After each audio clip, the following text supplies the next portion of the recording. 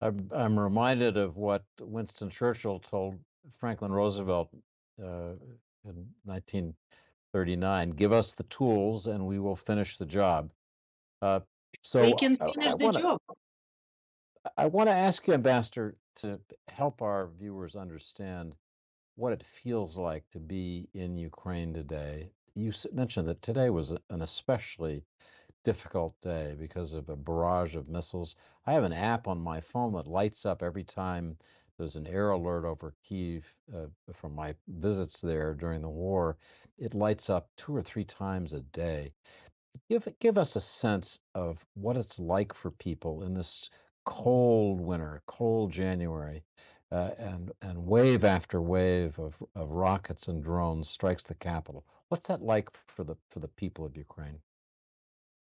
Well, David, I have the same app and it's very difficult, like today, one of those days when not only dozens of missiles and drones and everything that Russia can gather together was sent to Kiev, Kharkiv, Kherson, also Pavlograd. They attacked residential areas and they have destroyed just high-rise buildings or the private houses of the people. We have more than 60 people injured as the result of this horrible night. We already have 7 that confirmed dead.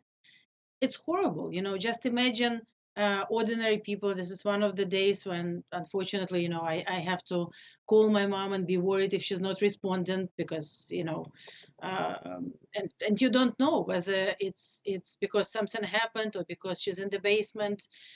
Everyone have to wake up their kids during the night and go to the shelter, or go. It's just unbelievable, a bit surreal. I have to share that in 21st century, in the middle of Europe, we have attacks after attacks after attacks from absolutely aggressive war criminals in Kremlin who are just sending missiles into residential areas and just killing people for no reason other than some sick person imperialistic fantasies, and of course, because of the air defense, thanks to the US and all of our friends and partners, we are destroying the majority of these missiles, but not all of them.